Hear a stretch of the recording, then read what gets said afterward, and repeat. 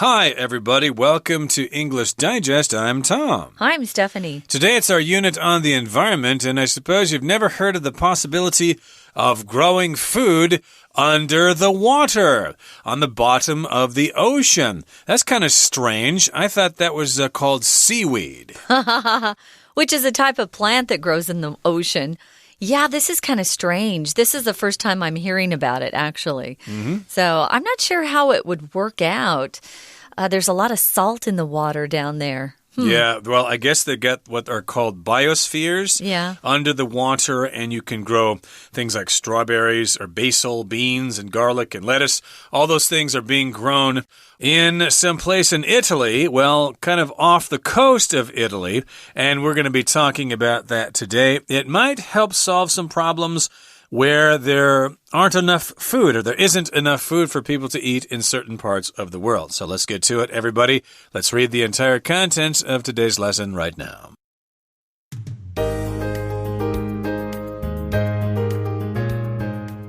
Like something out of a science fiction movie, 7 underwater pods, anchored to the bottom of the sea, hold promise for a futuristic method of farming. In the 7 transparent biospheres, strawberries, basil, beans, garlic, and lettuce are grown. This farm, called Nemo's Garden, is the first of its kind and is currently installed in the Bay of Noli in Savona, Italy. The biospheres, which vary in size, each hold around 22 plants and are set up at depths ranging from 5.5 to 11 meters. Inside each of them is a webcam, which allows the scientists behind the project to monitor the crop's status without having to continually dive down to check on them. These scientists claim that large bodies of water provide the produce with an ideal environment. Not only are there near constant temperatures between day and night, but plants also easily stay hydrated. As the water condenses on the inner walls of the biospheres, it drips and waters the growing vegetation. Ocean Reef Group, the team behind these underwater greenhouses, is excited about the potential they hold for the future. It's possible they could one day provide a low-cost, low-energy solution to grow food in parts of the world where environments are inadequate for regular farming. As some regions have harsh climates or lack fertile land, finding ways to grow crops creatively is gaining more attention than ever before. Today, the company is ready to scale up its project, with the end goal of eventually commercializing its operations. Ocean Reef Group believes underwater greenhouses, such as Nemo's Garden, could one day be a dynamic part of the food system, whether assisting small producers or helping organizations work on nutrition projects in developing countries. Okay, everybody, this is the moment you've all been looking forward to, the time when Stephanie and myself explain the contents of today's lesson, so let's get to it. It's all about Nemo's Garden. There is new hope for future farming in the ocean. Of course, you know Nemo is the main character in that Pixar movie Finding Nemo, but also Nemo is the name of that captain in Moby Dick, Captain Nemo. Or is that 2000 Leagues Under the Sea? I'm not sure. It's one of those, but there's some kind of Nemo, Captain Nemo somewhere. And so it has something to do with the sea. And here's the first paragraph. It says, like something out of a science fiction movie, 7 underwater pods anchored to the bottom of the sea hold promise for a futuristic method of farming. So basically, this sentence is telling us that there are 7 underwater pods, and those 7 underwater pods are holding promise for a different way of farming in the future. So everything else kind of describes this. These underwater pods are like something out of a science fiction movie. Science fiction, of course, deals with fantasy or things that we haven't really seen before. We're not quite used to them. And yes, these underwater pods are anchored to the bottom of the sea. A pod usually is a bean, right? A peas in a pod, right? Which is like that long cylindrical thing where the little individual beans are inside. That's a pod. But also a pod can be some kind of little unit that is sort of enclosed on itself.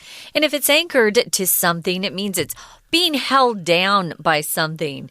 Most ships or boats have an anchor, so when they arrive at their destination, they'll throw the anchor overboard. It's very heavy, and it'll keep the boat from leaving that area. Well, the pods stay where they're put because they've been anchored to the bottom of the sea. There's something holding them down. And like Tom said, they hold promise for a futuristic method of farming. Some kind of farming that we might see in the next 50 years. They look like they're from a science fiction movie. And futuristic means having to do with the future. Of course, lots of architects design buildings that are very futuristic in appearance. Now, in the 7 transparent biospheres, strawberries, basil, beans, garlic, and lettuce are being grown. So these are, again, those pods. We're also calling them biospheres, and they are transparent. If something's transparent, that means light can pass through them so that you can see the objects on the other side. It means it's clear, like glass is transparent. Don't confuse this word with translucent, which means the light goes through, but you can't really see the things on the other side of the glass. It's like frosted glass. Yeah, one of the things we women like to be sure of is that our skirts aren't transparent. You don't want people seeing through your skirt and looking at other things underneath. Oh, no. Transparent, so you can see through them like some glass. And they're growing different things there, like strawberries, which is a fruit, of course.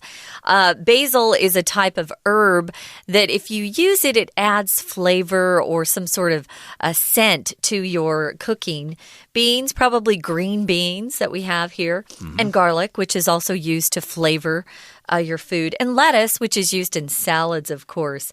So these are the things they're actually trying out in this new biosphere. Okay, and this farm is called Nemo's Garden, and it is its first, or the first of its kind, and is currently installed in the Bay of Noli in Savona, Italy. You know, I've never been to Italy, so I have no idea where this place is, but you can rest assured that this is right next to the ocean there. Yeah. And it's installed there. It's built there. It's been set up. It has been set up under the water in that bay in Savona, Italy. Now, in the next paragraph here, it says the biospheres, which vary in size, each hold around 22 plants and are set up at depths ranging from 5.5 to 11 meters, which is fairly deep, actually. Yeah, really. It's not just under the surface. It goes down there a little bit.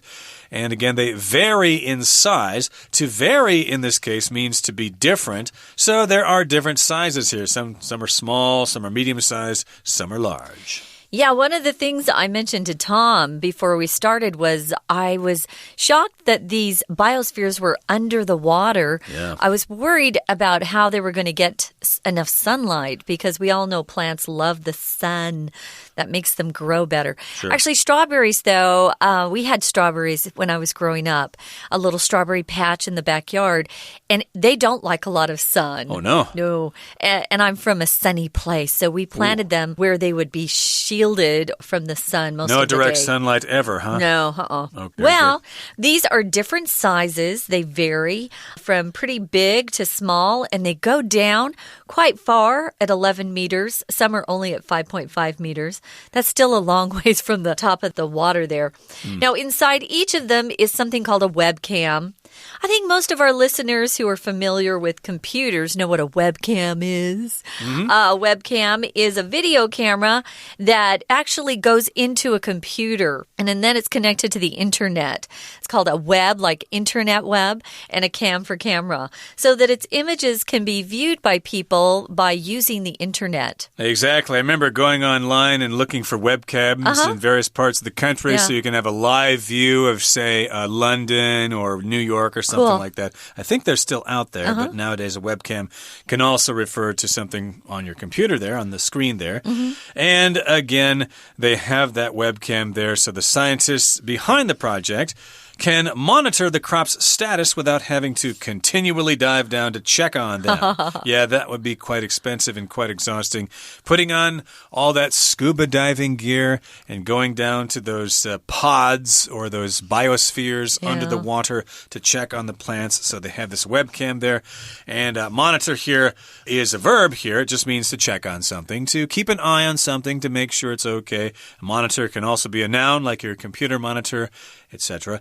And these are crops, of course, things being grown are crops. And the status is their current condition, and continually means without stopping. So sometimes, of course, during the winter, it can continually rain in Taipei for several days. It sure can. Well, they use the monitor and look at the video that's coming in to kind of just check on the plant, see how they're doing. If you check on something, you are following up, you're seeing how things are, checking on the status of something. When I was young, my mom would have me babysit, and sometimes she'd call home and check on how things were going to see if I was actually doing my job and watching the little kids or not. So you want to check on stuff just to make sure everything's as you left it. Now, these scientists claim that large bodies of water, like bays, a bay of water is water that's kind of encircled by the land, but it has salt water from the ocean in those bays. You need kind of a large body of water to grow this kind of produce. And why is it good? Well, these large bodies of water provide the produce with an ideal environment, which is kind of interesting. Notice here, guys, I'm pronouncing this word P-R-O-D-U-C-E, produce, not produce. We're using it as a noun here. Produce just means fresh vegetables and fruit that you can grow and also that you can buy at the supermarket. Right, if you go into a supermarket in the United States and you find a clerk there and you say, hey, I'd like to buy some basil or some collard greens or something like that. Where are they? Oh, they're over there in the produce section. Yep. Okay, produce, that's how you pronounce that. But if you're talking about making something, you would use it as a verb to produce. Our company produces 50,000 units a day, for example. But hey, that brings us to the first half, or the end of the first half of our lesson for today. We're going to stop talking now and turn things over to our Chinese teacher. Hello everyone, my name is Tina. 今天我们要讲解的主题呢，叫做海底农场。我们首先来看到文章的第一句话写着 Like something out of a science fiction movie, 7 underwater pods anchored to the bottom of the sea, blank one, promise for a futuristic method of farming.在这里呢，看到仿佛是出现在科幻电影里面的东西，在海面下有7个舱型的容器被固定在海底中。在这一句当中，要考同学对句型结构的了解。前面呢是一个介系词片语，而这句话里面真正的主词是 7 underwater pods， 搭配的动词就是第一个空格。而我们在这里呢，因为主词是现在式，然后又是复数，所以第一题的标准答案我们就选 A, hold。Hold 其实在这里当作动词是有持有包含的意思。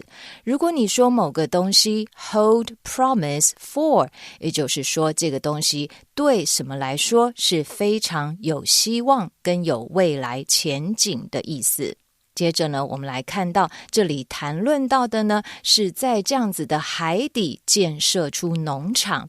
而在第二段的第二个句子提到 Inside each of them blank to a webcam， 在这里讲到的是呢，在这里的每一个生物球体当中呢，都怎么样 a webcam。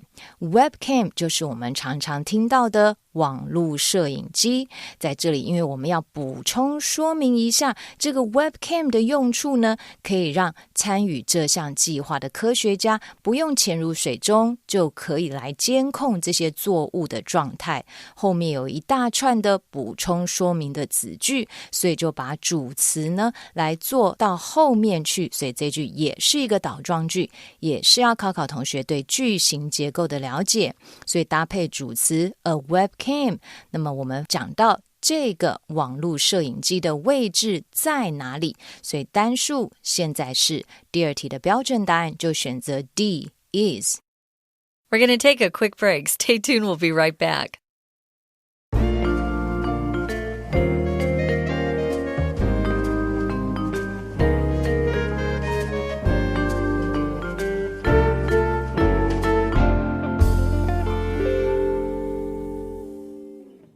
Okay, let's continue with the second half of our lesson today. Again, we're talking about these biospheres that are growing crops underwater. In Italy there, we've got strawberries, basil, beans, garlic, and some other things there. And they are far down underwater. They've got a webcam there, so they don't have to constantly or continually dive down to check on those plants.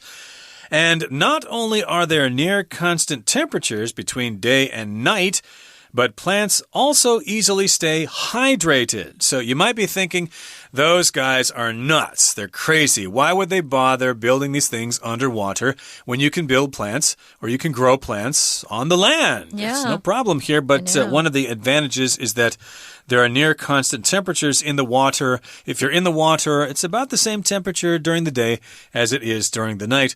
Not like up on the land where it can get really hot during the day and very cold at night. Which is great for plants. They would be really happy about that. They're also able to stay easily hydrated. We'll often talk about not getting enough hydration. If you hear perhaps like a long distance runner saying, "Oh, I'm not hydrated enough," it means they're not drinking enough water. They're not intaking enough water. But these plants really stay easily hydrated because it's got a cool system. As the water condenses on the inner walls of the biospheres, it drips and waters the growing vegetation, which is really something that would make plants happy. When we talk about water condensing, it just means it's changing from a gas or a vapor, vapor is a gas, into a liquid. So it kind of collects on the walls of the biosphere and then it just slowly drips down on the plant. That is a great system for plants. Yeah, this is related to the morning dew, D-E-W, which you might experience, if it was kind of cool during the night and you wake up and there's this moisture all over the place on plants and stuff like that. That is condensation. That's the noun form there, or morning dew, as we sometimes call it. And so you've got the condensation. The water condenses on the inside walls, and then the water drips. Drips one drop at a time. And that waters the plants. It waters the growing vegetation. Vegetation is just kind of a technical word for plants, okay? Just plants in general. There's a lot of vegetation in the mountains in Taiwan, for example. Now, who's actually putting these biospheres together and planting things under the ocean or in the water, you could say? It's a group called the Ocean Reef Group. They're a team of people behind these underwater greenhouses. That's what they really are. They're just a greenhouse that they've put underneath the water. And they're really excited about the potential they hold for the future. They think it's possible that one day these could provide a low cost, meaning they won't cost very much, low energy, meaning we don't have to consume a lot of energy in actually growing these crops. And it could be a great solution to grow food in parts of the world where environments are inadequate for regular farming. Now, I would say it's a great idea for Arizona, Tom, but we don't have any ocean water. I guess you have to go down to Sonora in Mexico there to find some ocean, but that's another country, of course. Yeah. But, there are other parts of the world where there are not really good environments for growing regular crops, so they might consider using that there. And I'm also imagining maybe they could use this in lakes as well, not necessarily the ocean only. Yeah. But I don't know much about that project other than what is mentioned here in our article.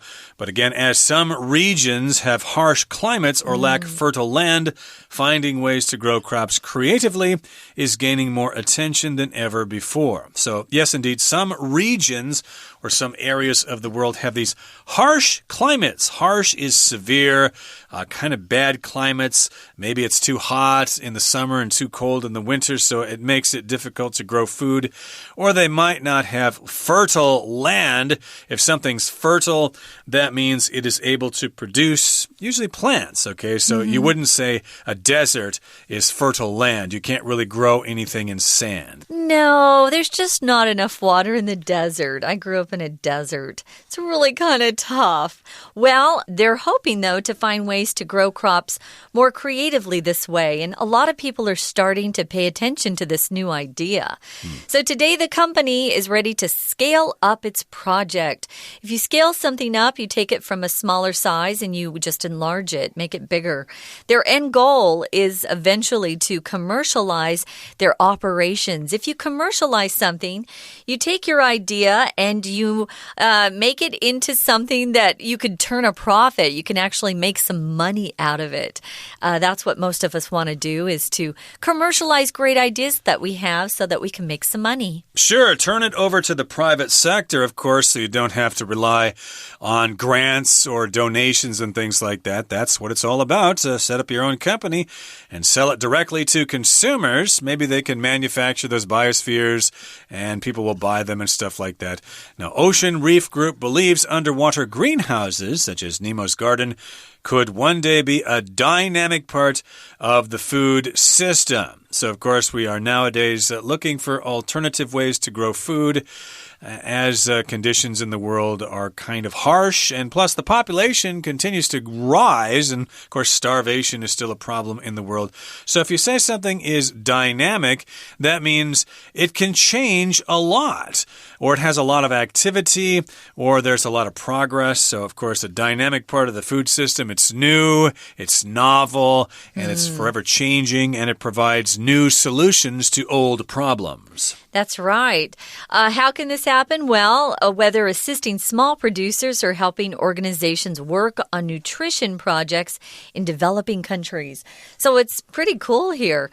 Dynamic, as Tom said, is just constantly changing. So it stimulates development and new ideas, new growth. If you're assisting somebody, it just means you're helping them. It's just another verb that means help. So if you get tired of always writing help, use the word assist. So you can assist small producers. A small producer would be someone who doesn't really produce large amounts. For example, we had a lady in my neighborhood when I was growing up. She had a garden in her backyard that was quite big. But really, she couldn't sell to grocery stores. So she set up a little business and she would sell her neighbors some of her fruits and vegetables for a pretty low price, which was kind of fun. It was fun for her, and we were getting really tasty produce, you can say. Sounds similar to what my grandmother did. She had a garden in her backyard, but she just let some of the neighbors use parts of the garden to grow their own food. Oh, that's good. Which is nice. There was no money involved. But in any case here, yes, this could be part of the dynamic food system. And then we have a range of things, whether it's assisting small producers or helping organizations work on nutrition projects in developing countries. Those are two possible uses of this system. There could be more. But again, as you said, to assist means to help someone out. We've got small producers, maybe some family farms. And they could grow some more food to, feed their family and stuff like that. Or there could be something done with these nutrition projects in developing countries. Some people in some countries suffer from malnutrition, where they get stuff to eat, but they don't get enough vitamins and minerals, so they get kind of sick. They get different kinds of diseases and stuff. And one way to solve that is to have good nutrition, which is basically providing proper vitamins and minerals and things that you need in your diet. Without good nutrition, you're in big trouble. Yeah, for example, some of these countries that are just developing, they eat the same thing every day. They might have rice to eat or a little bread. Usually it's rice or beans, but they don't have enough of a variety. We're actually told a lot of times by these nutritional experts to have some variety in our diet. Don't eat the same thing every day. Mix it up so you can really be getting all the minerals and the vitamins that your body needs. Absolutely. And a related word to nutrition is nutritious, which is the adjective. We always want to eat nutritious food in our diet. Okay, that brings us to the end of our lesson for today. We still need to hear one more time from our Chinese teacher. 在这些生物球体里面呢，我们注意到有哪些特色？在第三个空格的句子里面提到 Not only blank 3 near constant temperatures between day and night, but plants also easily stay hydrated. 在这里呢，指的就是不仅呢在这里昼夜间呢，它的温度都非常接近恒温 near constant temperatures， 而且呢这里的植物也是保持着含水的状态。在这里呢，我们要注意到 not only but also 用来连接两个完整的句子，而 not only 是一个否定的副词，所以呢我们后面的句子就要倒装，提到这里有着怎么样子的温度，所以呢搭配 temperatures 复数以及前面否定的副词，所以第三题的标准答案我们就选择 B 选项 are there。第四个空格，在第三段的第一句 Ocean Reef Group, the team behind these underwater greenhouses, is excited about the blank four they hold for the future. 这家公司呢，称之为海洋礁集团，对于这些球体它所握有的未来的什么感到相当的兴奋。第四题的 A 选项 Gratitude感激之意， B. Commodity 日用品， C. Potential 潜力， D. Expectation 期望。看到这样子的不同大小的生物球体可以用来当做海底的农场，当然看到的就是未来可以发展的潜力，所以搭配文意，第四题我们答案选 C. Potential。而这有什么好处呢？ It's possible they could one day provide a low-cost, low-energy solution to grow food in parts of the world where environments are blank 5 for regular farming. 有可能呢，我们可以提供的是一个低成本，然后呢又低耗能的解决方式，可以在一些世界上有些环境是怎么样来做农耕的地方也可以种植作物。当然它的潜力就是让不适合来种植作物的环境也可以拿来做 farming。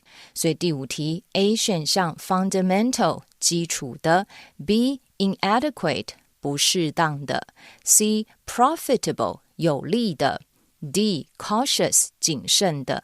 搭配文意，我们要在不适当的环境当中也可以建立这样子的海底农场，所以第五题的标准答案我们就选 B. inadequate。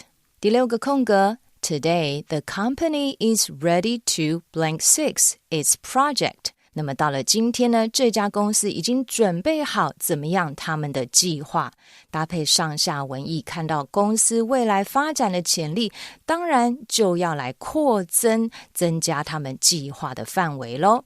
第六题 A 选项 take place 发生， B benefit 从什么当中获益， C bring about 引起造成， D scale up按比例增加，所以搭配文意，第六题的标准答案是 D scale up。 第七个空格，希望能够借由呢这样子海底的温室可以怎么样呢？